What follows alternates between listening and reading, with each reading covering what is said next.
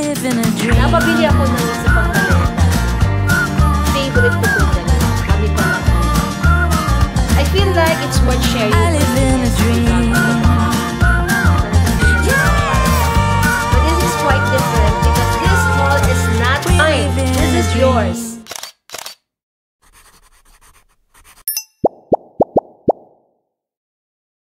Hi guys! Welcome back to the vlog. So we were in Tokyo for 7 days. Very short trip lang because Mommy Heidi has work. Sobrang init guys. Feeling ko umitim ako. As in, nabilad kami. Usually nakakalabas na kami around 11 kung kailan tirik na yung araw. Not really naman nakabilad ka sa kalye, no? Pero the fact na you're out of the hotel, in and out ka sa labas, syempre parang yung init ay dumikit na sa aking katawan. Takot ang mami niyo sa araw kasi feeling ko ang bilis ko talaga guys umitim. Pagkatapos, ang tagal-tagal niyang bumalik. First time din kasi namin to spend summer time sa Japan. This video is a kind of haul. This is quite different because this haul is not mine. This is yours. Sa inyo to guys. Meron ako dito, yes, konti. Pero totally, like 95% of this sa inyo po. I feel like it's worth sharing guys kasi etong mga items na to are nire-rave. Very popular. These are must-haves this 2024. Some of the items parang hindi naman bago. But I think ngayon lang siya nagpipick up. Sometimes when you launch a product, hindi pa siya sikat agad. Pero as time passes by, nagiging popular na siya. Some of these naman, nakikita ko na in the previous trips, pero hindi ko naman siya pinapansin kasi pagka nasa Japan ka naman, like, pag nakikita mo, parang hindi mo masyado agad-agad ma-appreciate. Kasi diba, Japanese characters. Saka mo lang marirealize, kuwari, si Hazel, alam niya dahil sikat na pala sa TikTok, o ginagamit na pala niya na hindi ako aware, o kaya pagka ginoogle translate mo, dun mo lang malalaman, oops, ang dami palang awards. Sikat na sikat, hindi lang isang award, hindi lang dalawang awards. Ang dami-daming awards, kaya parang, These products are mostly from Matsumoto Kiyoshi. Matsumoto Kiyoshi, guys, is a drugstore chain in Japan. Drugstore sila for the longest time, but eventually, they expanded to have some cosmetics, some personal care products. So parang, ang dami na rin nilang tinitinda. Malapit-lapit na silang maging Don Quixote, ganon. These are your pasabay from Travel 8 Picks. Eto guys, napabili ako ng isa pang maleta. Kasi, na-surprise ako sa dami ng orders nyo. Hindi ako akalain na wala na kami paglalagyan. Considering maraming space yung aming maleta when we get there dahil summer naman eh. So, magagaan din yung damit. Saka, konti lang. Pero, kinulang pa din. And another one, nandito pa. Guys, hindi ko pa siya na-open at hindi ko pa siya nasusort out.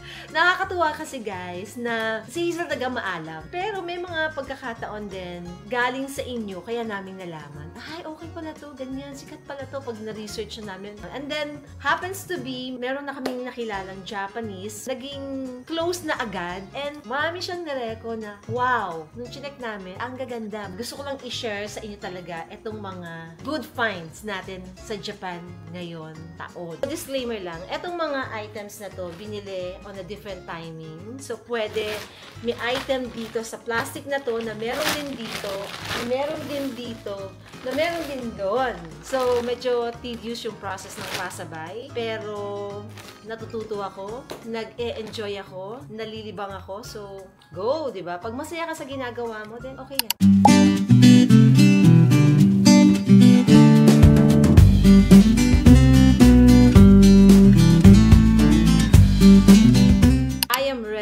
Na-sort ko na po siya. I have here Can Make UV Sunscreen Gel with SPF 50. Meron siyang 4 na variants, pero wala ako nung isa, yung color yellow. So this purple has niacinamide, the green one has Centella asiatica, and the clear or the natural one, hindi ko alam sa true lang kung anong meron. Pero it has a lotion, pero non-greasy. Perfect din siya guys for your makeup base. Na-try ko na po itong tatlo. Hindi pa naman masyadong matagal, pero na-try ko sila and they're all good. Favorite ko tong dalawa. This is good for face and body. Next is this Can Make face powder. Merong iba-ibang shade din. Itong Can Make face powder na to, meron siyang marshmallow finish. Yung review nito, nag-i-stay longer, tapos nabablock niya yung UV. Madali siyang i-wash and then anti-shine. Merong 01 for natural look, tapos meron din namang 02 for pinkish. This one naman, ito yung luminous. Kung gusto nyo naman ng shiny, dewy look, ito ang sa inyo. It comes with several refill. Iba-iba din ang number. Of course, may 01. And then, merong 02, pero meron din 03. Medyo yellowish. So, depende sa skin tone niyo. Itong mga marshmallow finish, guys, ganito yung laman niya sa loob. Maraming color. Ang explanation doon is, yung skin kasi natin, di ba? Parang hindi pantay-pantay yung kulay most of the time, di ba? Parang minsan dark dito, ganyan. An even skin tone. Etong marshmallow finish is a new variant. Si Can Make Face Powder, meron siyang old release. Ito yung na-try ko in the past. Code nila is mga letter MO, ML, MB. So, next naman is we have this Can Make Puro Tint. Ibang shade din siya. Ayan, 02, 03, 05. Another popular item is this Cheek Tint and also highlighter. This is Can Make Cheek Blush. Mostly, ang in-order ng mga people is red dahil yun ang maganda daw. Hindi kasi ako nag-cream blush. Hindi ako sanay i-apply. Parang hindi ko siya ma-even. At saka, during my time kasi, yung mga blush, di ba powder, dun ako mas comfortable. Cream cheek din pala to in another shade. Medyo pinkish. Meron din silang Can Make na highlighter. We have here itong retinol mask. Pag sinabi nating retinol, syempre pagka nagre-retinol kayo, don't forget, is an anti-aging. And this is perfect to use at night. To use sunblock. Importante yun. Next item is this hair oil. Diba minsan tayong mga babae, may mga pagkakataon na it's a bad hair day. Yung ating buhok medyo frizzy, dull, unruly, medyo matigas ang ulo ay sumunod. Actually guys, napakaraming variants. Sa Japan, pag naglabas sila, most of the time, talagang maraming choices. So, I have 3. Here, Moist Shine Hair Oil. And then, I have here, Melty Moist Repair. And then, another one is Deep Moist Hair Oil. Hazel has Melty and Deep Moist. Dalawa yung meron siya at ako ay nakikigamit lang. Matagal tong maubos. By the way, the brand is And Honey. In terms of shampoo, meron ako ditong 3 flavor. I have here Control Repair Shampoo. Diba, uso din ngayon yung purple shampoo. Kapag minsan daw nag-yellow-wish na yung iyong hair color, nice to use a purple shampoo. Next is Moist Silky Shampoo. Guys, ang bigat nito ha. Talagang dinala ko para sa inyo. Another one here, Melty Moist Repair Shampoo.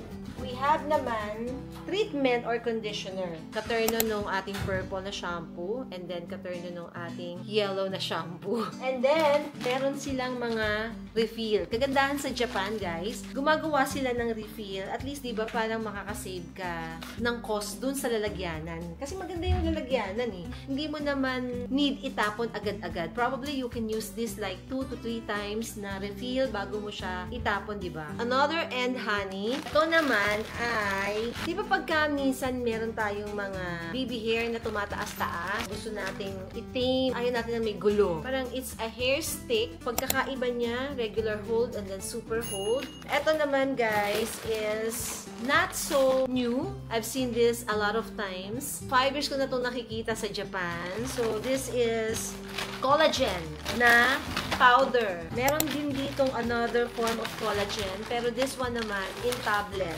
Popular brand. Now we have this Consi body shampoo. Ang word nila doon is body shampoo, pero pag-iisipin mo, body wash. May whitening effect. Nakita nyo, number 1. Medyo may kamahalan, pero baka naman really effective. I bought it for myself too. May vitamin C. Check natin kung effective ba. Pag effective, bibili uli ako.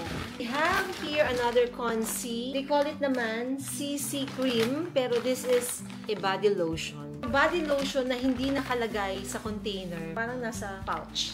Here, may hyaluronic acid and collagen. Mukha siyang promising, may vitamin C din, at number 1 din siya. And it is just 200 grams. Eto guys, merong nagpabili. And actually, I also bought it for myself. Minsan mas magaling kayo, mas alam nyo eh. Sabi dito, skin conditioning gel. Para din siyang lotion. Hall of Fame penetrates and moisturizes the skin. Para siyang okay din kasi number 1 din siya.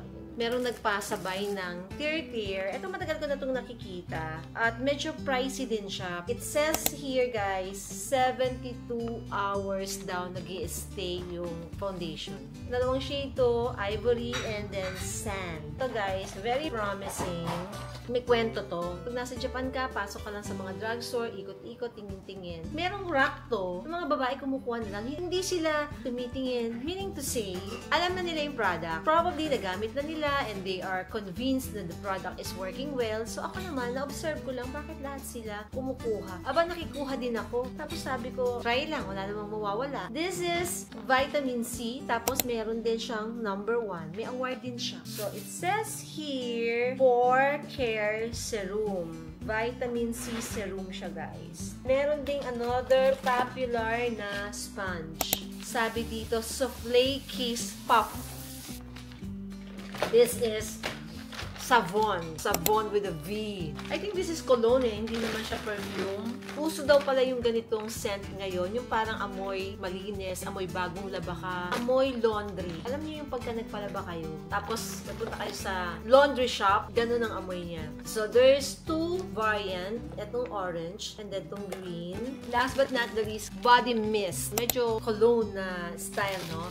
Fiancé Tokyo, tapos Morning Linen, amoy malinis, amoy fresh, ganun lang. Basically guys, that's it for all Matsumoto Kiyoshi items. Pero meron akong idadagdag na mga items because they are really popular and must buy. This one is Hazel's favorite perfume. Marami namang variants, maraming scent, maraming notes. Yung kay Hazel is ephemeral yung kanyang scent. So guys, this Decorte items is a reco by a Japanese friend. Meron din silang very amazing na serum. Itong purple, ayan, Hazel bought this for us. This is a repair serum. Ang daming award, kaya parang mapapabili ka. I-share ko ang aking goodies from Muji. Hindi lang po sila mga book, papers, pen, clothing, apparel. Meron na rin silang mga food items. I'm gonna show you the very popular strawberry chocolate. Meron ding white chocolate strawberry. Then, meron ding matcha strawberry. I also got juice drink, acai, and pomegranate. Masarap daw yung mga ganito niyang muffin and then mga cookies. Bumili ako ng matcha. Being a matcha lover, ang dami ko nang na-try na matcha and this one, excited ako to try. That is it for my haul. It's just sharing with you mga items na magandang bilhin because they are really awarded. Nire-rave ng marami. That is it guys for today's vlog. Thank you for watching. Until the next one. Bye! We live in a dream.